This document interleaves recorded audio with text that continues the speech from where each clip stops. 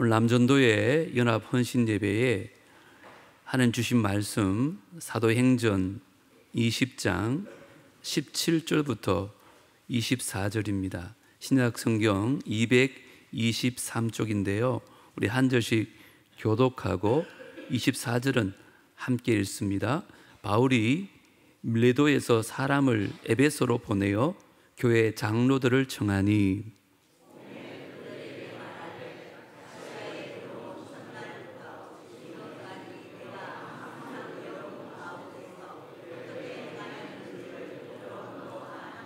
곧 모든 겸손과 눈물이며 유대인의 관계로 말미암아 당한 시험을 참고 주를 섬긴 것과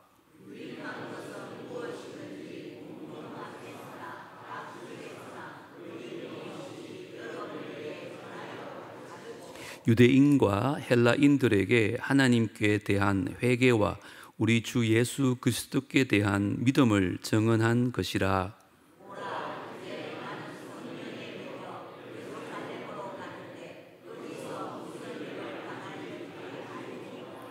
오직 성령이 각 성에서 내게 증언하여 결박과 환난이 나를 기다린다 하시나 내가 달려갈 길과 주 예수께 받은 사명 곧 하나님의 은혜의 복음을 증언하는 일을 마치려 하면은 나의 생명조차 조금도 귀한 것으로 여기지 아니하노라. 아멘. 오늘 말씀 전해줄 목사님은 성산교회를 담임하시는 오세태 목사님이십니다. 노회의 부노회장으로 수고하시고요.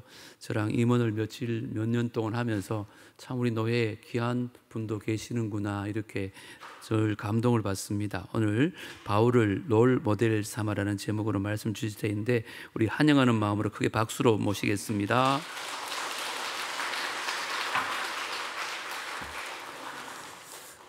어느 목사님이 쓴 칼럼을 읽은 적이 있습니다. 제목은 목표가 없으면 나쁜 짓을 한다라는 제목이었습니다. 그 칼럼에 소개된 이야기입니다. 우리나라는 사계절이 분명하잖아요. 사계절이 분명한 온대지방에 살던 꿀벌과 벌통을 이제 사계절이 없는 열대지방으로 옮겼습니다. 여러분, 꿀벌이 열심히 꿀을 모으는 이유는 추운 겨울을 나기 위함이잖아요. 그래서 온대지방에서 열대지방으로 옮겨진 꿀벌들이 열심히 이제 꿀을 모으며 겨울을 준비합니다. 그런데 기대했던 겨울이 오지 않는 것이었습니다. 그러자 꿀벌들은 나태해졌습니다. 더 이상 꿀을 모으려는 목표를 잃고는 이리저리 돌아다니며 사람을 쏘아대기 시작했습니다. 여러분, 이 이야기는 목표의 중요성을 말합니다. 좋은 목표가 없으면 낭비가 뒤따르며 나쁜 짓을 저지르게 된다는 것입니다. 신앙생활도 마찬가지입니다. 분명한 목표가 없으면 거기에 게으름과 나태가 따라오게 되겠죠. 그래서 죄를 짓게 됩니다. 다윗이 그랬습니다. 당시 문화에서는 봄이 되면 이제 왕이 군대를 이끌고 출전합니다. 전쟁을 하게 되는데 다윗은 출전하지 않고 군대와 부하들만 보내놓고는 자신은 예루살렘에 그대로 남아 있습니다. 왕의 책임을 방기한 것이죠. 그리고는 저녁 때까지 자다가 일어납니다. 그리고 왕궁의 옥상을 거닐다가 목욕하는 밧세바를 보고 데려와서 동침을 합니다. 여러분, 물리적인 쉼은 필요합니다. 하지만 목표 없이 보내는 시간은 자칫 죄의 발판이 될 수가 있습니다. 목표가 없는 한감을 틈타서 다윗은 간음죄를 저질렀습니다. 그러므로 신앙생활에서 분명한 목표를 갖는 것은 굉장히 중요한 일입니다. 분명한 목표를 가지려면 어떻게 해야 됩니까? 롤 모델이 필요합니다. 여러분, 롤 모델 들어보았을 텐데요. 역할 모델, 모범이 되는 사람을 의미합니다. 흔히 저 사람은 나의 롤 모델이야. 나는 저 사람처럼 되고 싶어 라고 말하지 않습니까?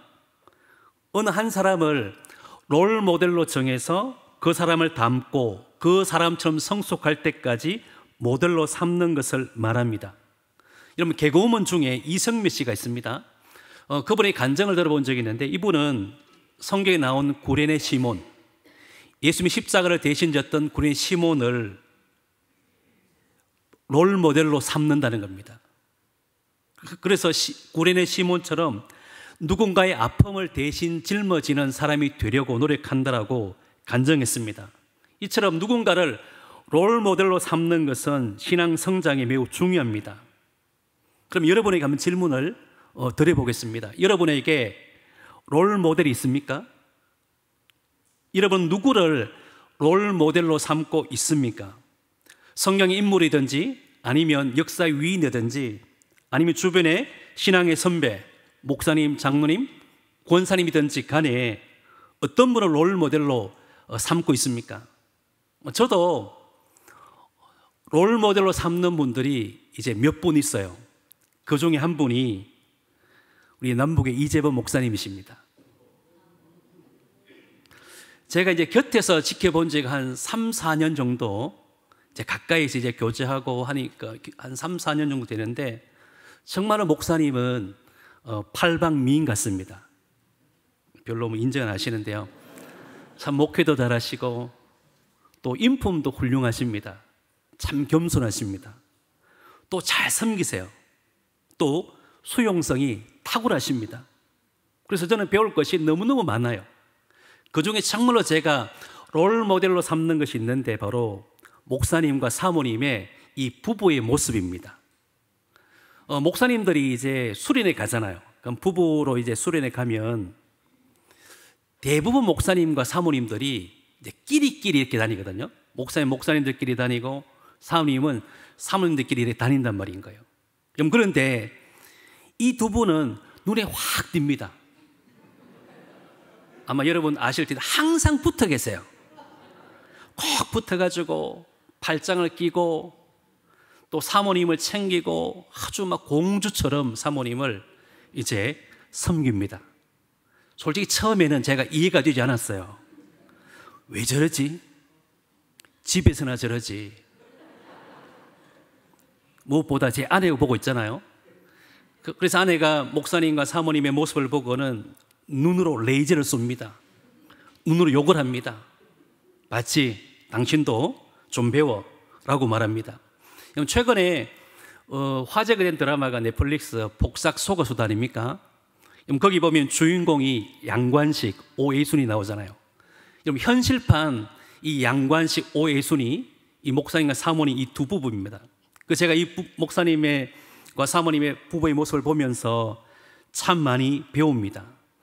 폭삭 속어서를 보면 이 양관식과 대척점에 있는 인물이 누구죠? 학시입니다. 학시인데 저도 좀 학시 같은 그런 모습이 있거든요. 근데 목사님을 보고 양관식이 되려고 참 많이 노력합니다. 혹시 우리 가운데 학시 같은 남편, 아버지가 있다면 우리 목사님을 롤 모델 삼아서 양관식이 되시기 바랍니다. 그 드라마를 보니까 학시가요, 이제 노년이 되니까 좀 나이가 드니까 아내와 남편에게 찬밥 신세가 되더라고요. 그래서 빨리 내가 누구인지 좀 확인하시고, 야, 내가 학시에 가깝다라고 하면 양관식이 되도록 노력할 수 있길 바랍니다. 이렇게 롤 모델이 중요합니다. 그런데 안타까운 현실은 지금 우리 시대는 롤 모델 부재 시대를 맞고 있다는 거예요. 2023년 한국 청소년 정책연구원에서 실시한 조사에 따르면 중고등학생 60%가 존경하는 인물이 없다고 합니다. 또 2022년 서울대 조사에서는 대학생의 55%가 롤 모델이 없다라고 이제 응답했습니다. 이처럼 청소년들, 청년들, 또 장년할 것 없이 대부분의 사람들이 롤 모델 없이 삽니다. 예수 믿는 성도들도 롤 모델 없이 살아가고 있습니다. 이것은요, 목표 없는 것과 마찬가지로 굉장한 손해가 아닐 수가 없습니다. 오늘 저는 여러분에게 롤 모델 한 사람을 소개하려고 합니다. 사도 바울입니다. 우리가 바울의 탁월함은 너무나 잘 알고 있습니다. 그는 기독교 역사상 뛰어난 신학자요, 선교사요, 목회자였습니다. 또 마지막에는 자신의 생명까지 죽게 드린 순교자였습니다. 참 대단하죠. 바울은 여러 방면에서 롤 모델로 삼을 수 있는 그런 인물이죠. 특별히 이 시간은 헌신 예배를 드리니까 바울의 헌신, 교회와 복음을 위한 헌신의 롤 모델을 삼아 말씀을 전하려고 합니다. 오늘 본문의 배경은 사도 바울이 제3차 전도 선교여행을 마치고 예루살렘을 가면서 밀레도 섬에서 에베소 장로를 불러서 마지막 유언적인 설교를 한 내용입니다. 에베소 교회는 사도 바울이 3년 동안 아주 공을 많이 들인 교회였습니다. 두로나 성원에 날마다 강론했습니다. 또 3년을 밤낮으로 훈계, 설교했으니까 최소한 1000번 이상은 설교한 거거든요. 예를 들어 목사님들이 일주일에 주일날 이제 한 번 설교한다면 20년 정도 설교할 정도의 그런 방대한 설교를 한 것이죠. 그만큼 사도 바울은 에베소 교회에 공을 들였습니다. 그리고 이 3년간의 에베소 사역을 회상하면서 자신이 어떻게 교회와 복음을 위해서 헌신했는지를 이제 간증합니다. 먼저 18절 다시 한번 우리 읽어볼까요? 시작. 첫날부터 지금까지 내가 항상 여러분 가운데서 어떻게 행하였는지 여러분도 다 알고 있다. 그럼 지금 사도 바울의 고백이 뭡니까? 내가 어떻게 헌신했는지 여러분이 알고 있지 않느냐? 그러니까 지금 내가 떠났지만 여러분들이 나를 롤모델 삼아서 교회를 이렇게 헌신하라고 당부하고 고민하고 있는 내용입니다. 우리는 복음과 교회를 위한 헌신자로 부름을 받았습니다. 그럼 어떤 자세로 헌신해야 되겠습니까? 헌신의 롤모델 바울의 간증을 통해서 몇 가지 헌신의 자세를 이제 말씀드리겠습니다. 첫 번째는요, 겸손입니다. 겸손. 여러분 19절 말씀 우리 함께 읽어보겠습니다. 19절 시작. 모든 겸손과 눈물이며 유대인의 간계로 말미암아 당한 시험을 참고 주를 섬긴 것과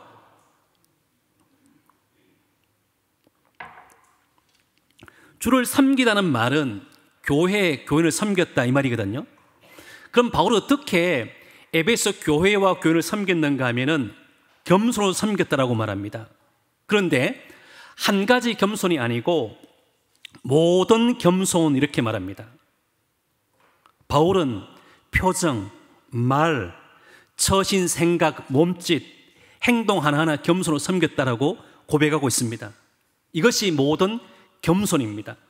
철저한 겸손, 온전한 겸손을 의미합니다. 바울이란 이름은 헬라식 이름으로 작은 자라는 뜻이거든요. 원래는 사울인데 히브리식 이름으로 큰 자입니다. 그러니까 바울이 예수 믿기 전에는 사울처럼 정말 큰 자다웠습니다. 그는 이스라엘 초대 왕이었던 사울을 배출한 베냐민 지파였습니다. 히브리종의 히브리인 정통 유대인이다 이 말이거든요. 또 바리새인은 귀족 출신이다 이 말이고, 또 가말리엘 문해상은 최고 엘리트다. 로마의 시민권자는 유대 사회 특권층이란 의미입니다. 화려한 서패를 갖추었죠. 당연히 그의 교만은 하늘을 찔렀습니다. 그러던 사울이 예수 믿고 바울로 이름을 바꿉니다. 스스로 큰 자에서 작은 자로 되었죠.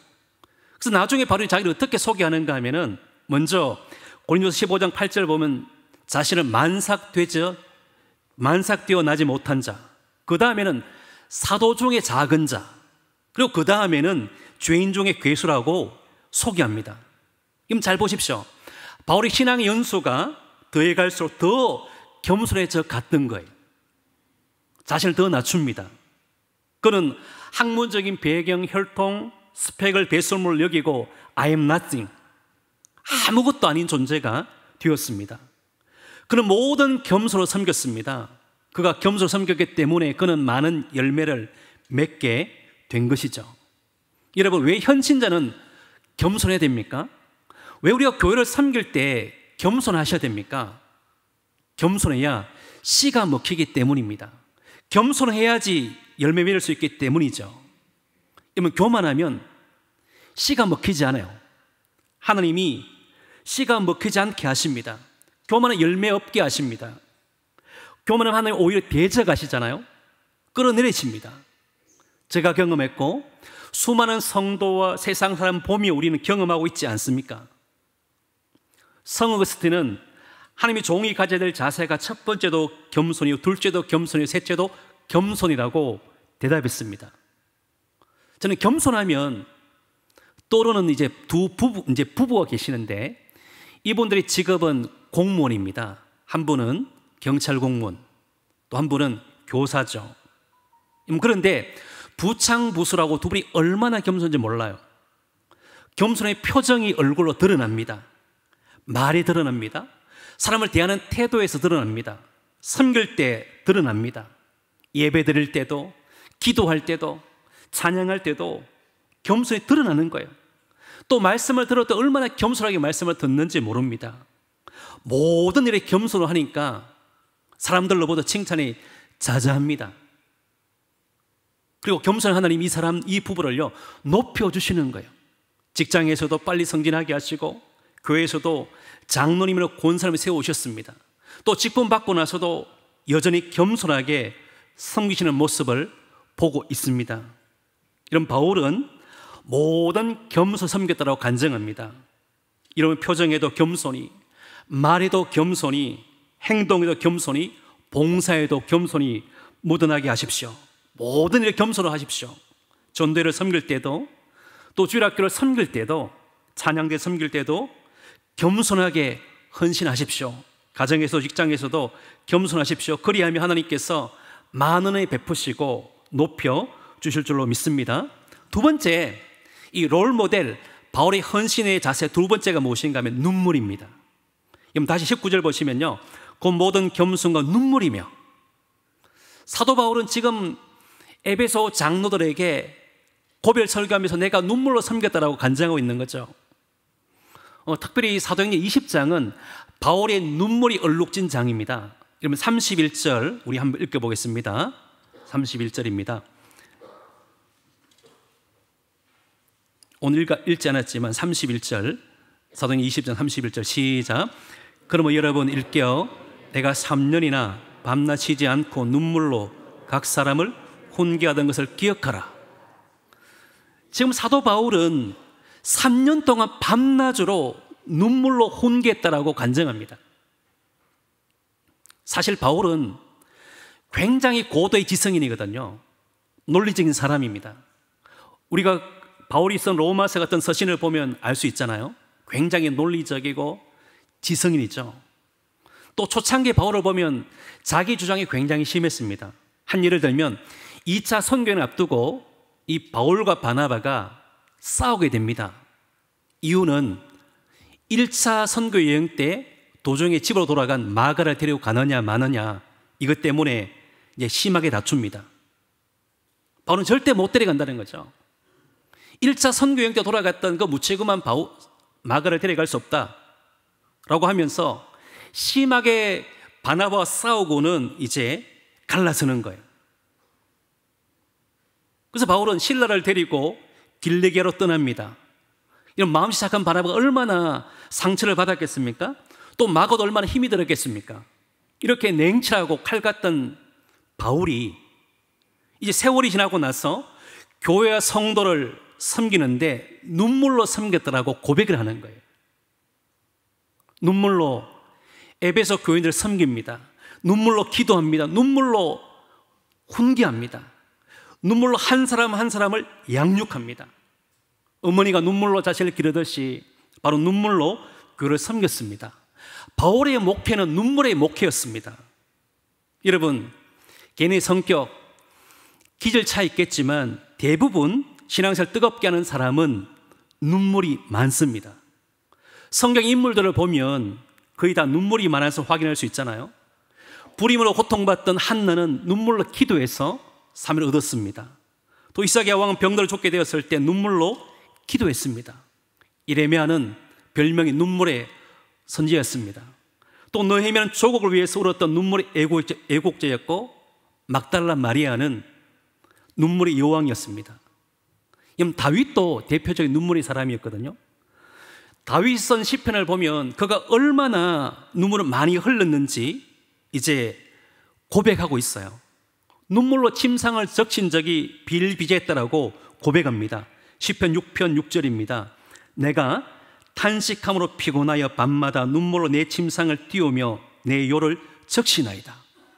또 시편 56편 8절 나의 눈물을 주의 병에 담으소서. 여러분 참 감동적이잖아요. 그런데 무엇보다 우리 주님께서 눈물로 사역을 했다는 겁니다.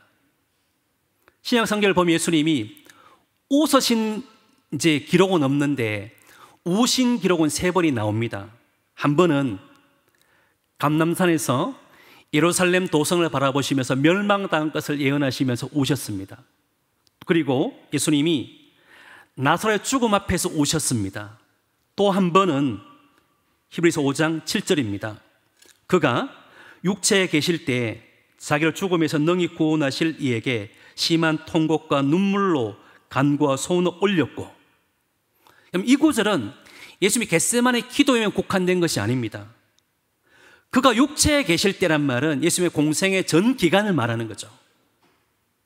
그러니까 예수님은 공생의 전 기간 동안 심한 통곡과 눈물로 사역했음을 말씀하고 있잖아요.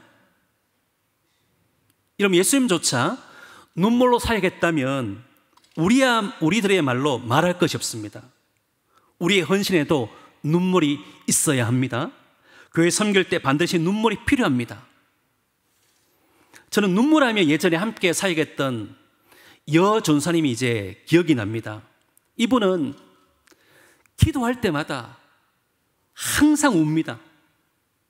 새벽 기도든지 아니면 금요 철야 기도든지 간에 기도하기만 하면 두 눈에 눈물이 그렁그렁합니다. 한두 번도 아니고 매번 기도할 때마다 훌쩍훌쩍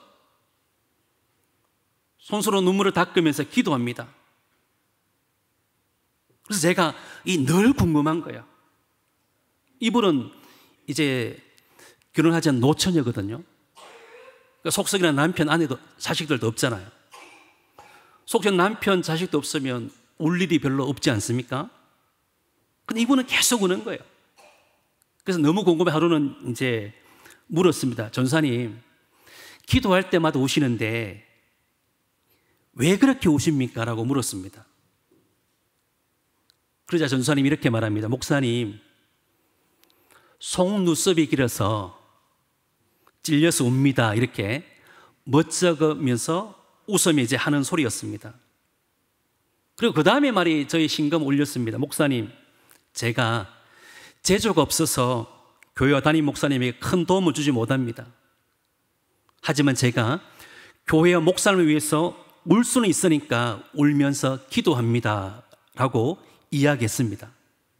제가 참 그때 큰 감동을 받았습니다. 왜냐하면 저는요, 재주로 교회를 했지 울면서 일하지 않았거든요. 우리 카톡을 보면 이제 자기 카톡에 보면 프로필을 적는 그런 란이 있거든요. 제 카톡 프로필에는 한자로 덕성재라는 이제 한자가 기록해 놓았어요. 덕성재. 중국 송나라 역사서인 자치통감에 나오는 문구입니다. 덕스러울 때 덕자, 이길 성자, 제주 제자. 뜻은 덕이 제주를 이긴다 이 말이거든요. 인격이 중요하다 이 말이거든요. 그리고 그 다음에 제가 또 하나의 이제 문구를 적어 놓았습니다. 기성제. 기도가 제주를 이긴다. 눈물의 기도가 제주를 이기는 줄로 믿으시기 바랍니다.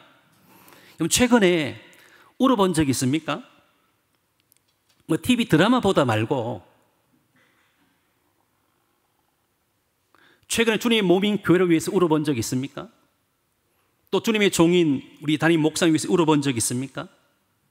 또 교회 귀하신 장로님, 권사님, 집사님들, 또 주일학교 다음 세대 위해서 울어본 적 있습니까? 복음 위해서 울어본 적 있습니까? 또 내가 맡은 직분과 또 섬경을 위해서 울어본 적 있습니까? 섭격이 있어야지 식물이 자라듯이 눈물이 사람을 자라게 하잖아요. 눈물이 열매 맺게 합니다. 눈물이 교회를 부흥하게 만듭니다.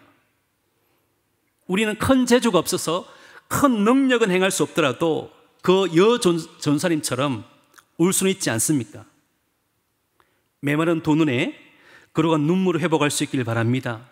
그래서 눈물로 교회를 위해서 울어보시고 담임 목사님 울어보시고 또 귀하신 장로님, 권사님, 집사님들 주로 다음 세대를 위해서 울어볼 수 있길 바랍니다. 눈물을 헌신해 보십시오. 그럼 하나님이 그 눈물을 받으시고는 부흥의 역사, 생명의 역사, 풍성 열매 역사 일어나게 될 줄로 믿습니다. 이제 마지막으로 롤모델 바울의 헌신의 자세 세 번째가 무엇인가 하면 인내입니다. 인내. 여러분 19절 말씀 보면 곧 모든 겸손과 눈물이며 유대인의 간구로 말미암아 당한 시험을 참고 주를 섬겼다라고 말합니다. 여기 보면 이 사도 바울을 시험하고 핍박한 사람이 누군가 하면 이방인이 아니었어요. 자기 동족 유대인이었습니다. 우리가 사도행전을 보면은 사도 바울이 선교할 때마다 항상 방해를 한 사람이 누군가 하면 자기 동족 유대인이었거든요. 본래 이 바울은 다혈질이고 성깔이 있는 사람이잖아요. 그러니까 과거의 성깔대로 하면 이 복음을 방해하는 그들과 대판 싸웠을 겁니다. 그러나 바울은 어떻게 말합니까? 참고 또 참았다는 거예요. 인내했다는 거예요. 여러분, 우리가 신앙사다 보면 누가 우리에게 상처를 줍니까? 누가 아픔을 줍니까? 또 내가 교회를 헌신하다가 보면 누가 나를 실족하게 만듭니까? 교회 밖에 불신자가 아닙니다. 옆교회 성도가 아닙니다. 우리의 성도가 나에게 상처를 주고 아픔을 주고 실족하게 만드는 거예요. 그래서 교회를 떠난 분들 가운데 상처받았다, 실족했다는 분들에게 물어보면 한결같이 다 자기 교인들에게 상처받았다는 거예요. 그럼 사실 이 교회만큼 상처 주는 곳이 없잖아요. 교회만큼 실족해 하는 곳이 없습니다. 또 교회만큼 시기 많은 것도 없어요. 교회만큼 또 남을 험담하고 또 중상모략하는 것도 없습니다. 참 아이러니하잖아요. 이게 교회 맞습니까? 맞습니다. 교회는 이러면 안 되잖아요. 그럼 안 되는데 교회는 그렇게 합니다. 이게 교회입니다. 그럼 사도 바울이 에베소 2장에서 교회를 이렇게 설명했습니다. 에베소 2장 21절 22절 보면요, 그의 안에서 건물마다 서로 연결하여 주 안에 성전이 되어가고 너희도 성령 안에서 하나님이 거하실 처소가 되게 하기 위하여 그리스도 예수 안에서 함께 지어져 가느니라. 사도 바울이 이 성전을 이제 설명하고 있는데, 이 성전은 결코 교회당 건물이 아니고 성령을 모시는 성도들 말하거든요. 그럼 이 성전이 완성이 되었는가? 아닙니다. 성전이 되어가고 지어져 간다라고 말했습니다. 이 단어는 현재 진행형이잖아요. 과거형이 아닙니다. 그럼 우리 각 사람은 예수님 안에서 성도와 함께 성로 지어져 가고 있는 중입니다. 쉽게 말하면 우리는 모두가 공사 중이죠. 공사 중. 목사님도 공사 중입니다. 장로도 공사 중입니다. 권사님도 성도님들도 다 공사 중입니다. 어느 누구도 완벽한 공사를 끝낸 분이 없습니다. 우린 예외 없이 모두가 공사 중입니다. 성전이 되어가고 있습니다. 주변에 보면 공사 중인 아파트가 있잖아요. 건물이 있거든요. 그 건물이 완성될 조감들을 보면 참 아름다워요. 그런데 공사 중일 때는 모양이 흉측합니다. 지저분합니다. 쓰레기 가득합니다. 얼마나 소음도 많은지 몰라요. 그래서 공사 중인 건물에 항상 공사 중에 불편 끼쳐 죄송합니다, 빠른 시일 내에 공사를 마치겠습니다 라는 현장 소장의 안내문이 반드시 있습니다.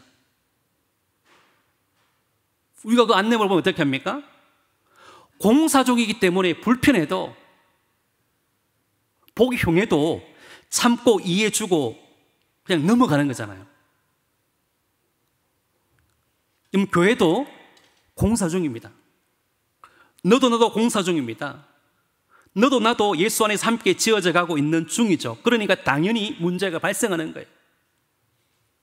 때로는 상처를 주게 되고 때로는 아픔을 줄 수가 있습니다. 때로는 서로 실족할 수 있습니다. 왜냐하면 다 공사 중이기 때문입니다. 그러므로 내가 누군가를 상처 주고 아픔 주고 실족하게 하더라도 화내지 말고, 또 말도 안 하고 싸워서는 안 된다는 거예요.